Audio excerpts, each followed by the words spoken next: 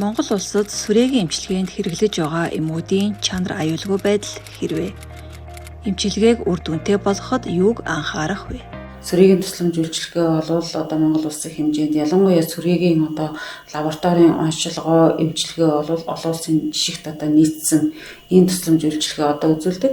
За мөн олон улсын эм ханган нийлүүлэх байгууллагын дамжуулаад манай улс бол сүрээгийнхаа эмийг олон улсын тендерээр худалдаа авалт гэдэг хийдэг. Эм өөрөө онцгой бүтээгдэхүүн.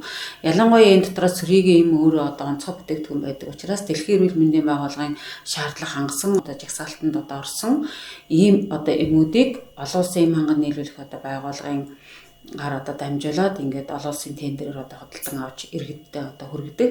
Тэгэхээр манай сүрээгийн эм бол чанартай ийм эмээ гэж ингэж ойлгоно. За гэхдээ иргэдийн хувьд бас нэг эргэлздэг зүйл бол ямар ч эм тодорхой бас гаж нөлөөнүүдийг өгдөг. Ялангуяа сүрээгийн эм маань өөрөө дөрвөн эмийн хослол байдаг.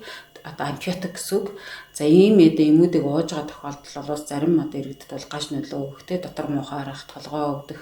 За зарим үед арьсаар тууралд гарах, бөөлжих гэдэг юм иймэрхүү завирууд илэрдэг.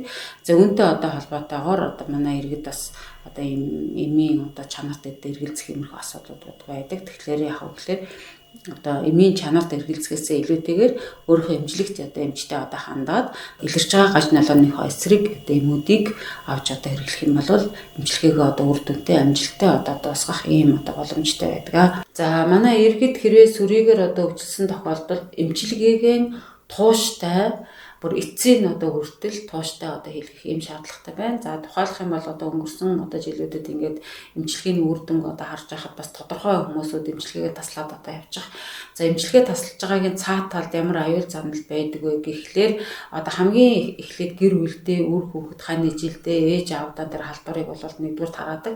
За хоёрдугаар эмэн төсвөрөдтэй буюу урт хугацаанд удаан хугацаанд эмчилэгддэг илүү хүнд хэлбэрлүү шилжих, за хүндрэх, нас барах ийм эрсдлийг дагуулж идэг. Нөгөө талаасаа нийгэмд халдвар тараахын эрсдэлтэй байдаг. За тийм учраас манай өвчтнүүд, үйлчлүүлэгчд маань гэр бүлийн иргэд маань хэрвээ хэн нэгэн иргэн танай гэр бүлд сүрээгээр өвчлсөн тохиолдолд эмчилгээг бүрэн хийлгэх, бүрэн эдгэрэх эмчийн зааврыг дагаж мөрдөх шаардлагатай байна. За ингээд баярлалаа. Та бүхэнд эрүүл мэндийг хүсье.